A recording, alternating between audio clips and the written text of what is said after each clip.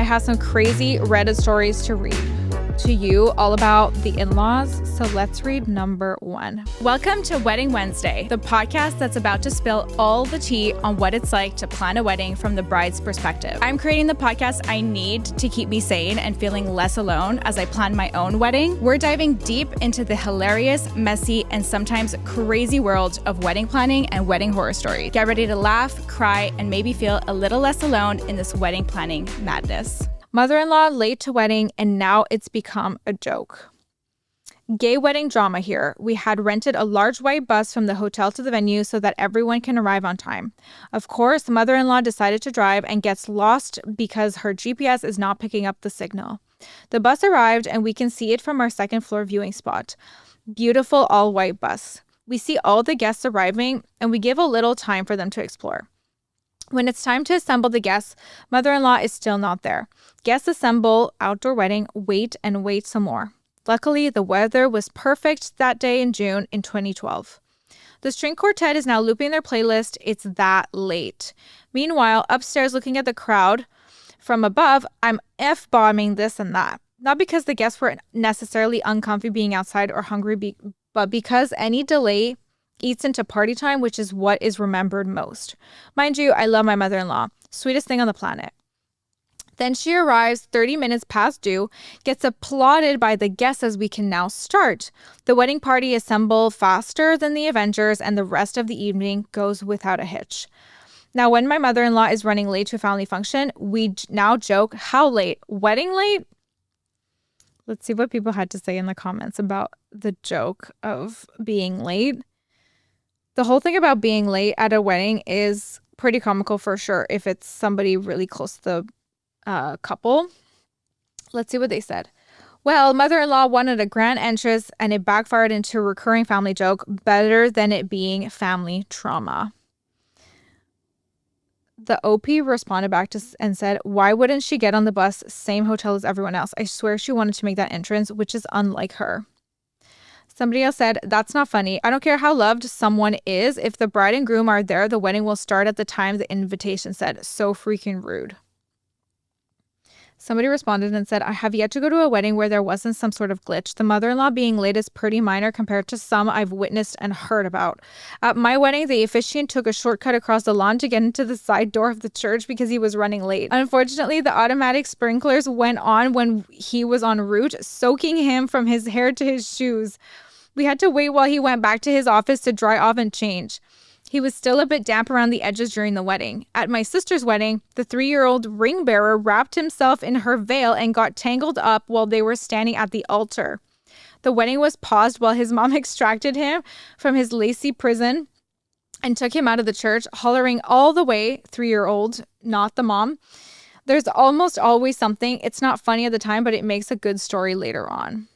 That is so funny. Someone else said, my mother-in-law was late to our wedding because she, quote, got lost. She was from out of town and unfamiliar with the area. So the day before, we showed her the church and exactly how to get there. The driving instructions were 1, pull out of the hotel parking lot onto the big main only street. 2, drive on that same street until it ends at the ocean. 3, turn left. 4, the church is the big churchy looking building on your left right after the left turn. But she, quote, couldn't find the church. That's really funny. I do think that every wedding probably has one little glitch. It's just a matter of how you take it. And there's nothing wrong with a little joke, especially if it's not about the couple getting married. It ends up being about somebody else. Let's read another one. The future mother-in-law wants to wear white to my wedding and my fiance doesn't see the problem. Need advice. Oh boy. So I, 28 female, am getting married in September. Planning has been relatively smooth until this. Last weekend, my fiancé, 31 male, and I were at his mom's house for dinner when she casually mentioned, oh, I found the perfect dress for your big day. It's white with this gorgeous beading. I honestly thought she was joking. She wasn't.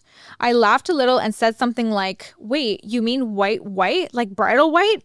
She looked confused and said, well, yeah, it's formal event, right? I looked at my fiance expecting him to step in and he didn't. He just shrugged and said, it's not a big deal. You're still going to be the one everyone's looking at. I tried to calmly explain that it's traditionally inappropriate for anyone other than the bride to wear white, and it's something I feel really strongly about. His mom got super defensive and said I was being dramatic and territorial. Now, my fiancé thinks I'm overreacting and that I should let it go because it's just a color. But I can't shake the feeling that this is a power play. I've seen this kind of behavior from her before, subtle digs and boundary pushing masked as innocent. I don't want this to turn into a huge blow up right before the wedding, but I also feel like this is a hill I might want to die on. Is that crazy? Girl, it is not crazy. I would have died on that hill too. Anyways, back to the story. Has anyone dealt with something like this before? Am I being too sensitive, or is this a valid concern? Really torn here. Any advice is welcome. There's an edit. Let's see what she said. Hey everyone, I just wanted to say a heartfelt thank you to each of you who took the time to read my post and share your thoughts. Your advice and support really helped me see things more clearly, and I appreciate it more than I can put into words. This whole situation made me realize it's not just about the dress, it's about being heard, that feelings were disrespected, and setting boundaries that actually matter. I know I've got some important conversations ahead with my fiancé, but I'm feeling more confident now that it's because of all of you. Seriously, thank you for being so kind and generous. Thank you. It means a lot. I'll keep you updated. Okay, let's see what people said in the comments and how they suggested that she handled this situation. Someone said, show him articles, forum threads, TikToks, Instagram comments where people mock people like his mom. Tell him you don't want people to whisper at the wedding or look at you with pity. Not a bad idea, actually. Someone else said, you need to discuss this further with your fiance. This is more than a power play. She's showing you who will be bossing your marriage, and your future husband is letting her. Oh yeah, somebody else said the cord isn't cut. Somebody else suggested, picture this conversation, but instead of a wedding dress, it's to do with her being in the delivery room with your first baby. Then she decides she doesn't like the name you've given your child, so starts calling it a different name behind your back. Your partner should have your back. Instead, he is going to let his dominating mother walk all over you and never defend you. Is that what you want for the rest of your life? Whether he agrees with or not, he is meant to have your back. This will never get better unless he grows a spine and defends you.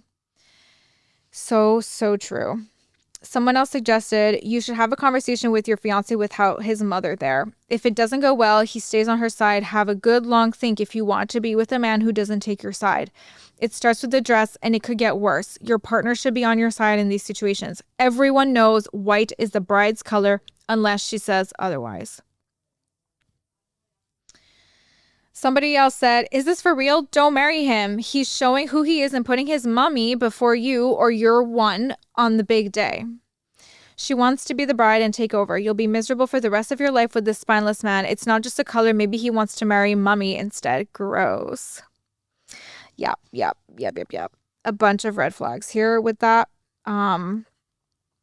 If it were me, which God willing, I don't think it will be. I hope it's not. Anyways, if it were me in that situation, what would I do? I would definitely be telling my fiance that this is bothering me. And depending on his reaction, I would then take step 2.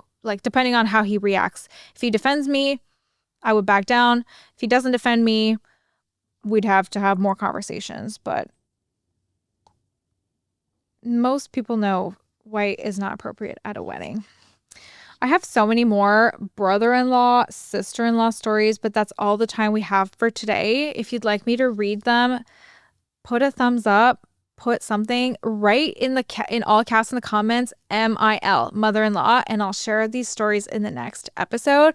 If you have any crazy wedding horror stories related to your own wedding or a friend's wedding, feel free to share it with us at hello@weddingwednesdaypod.com. We're always looking for submissions. Of course, please rate, review, subscribe, do all the things because it does help our podcast grow, and we appreciate every single person who does take the time to do this. With that, I will see you in the next episode. Bye for now.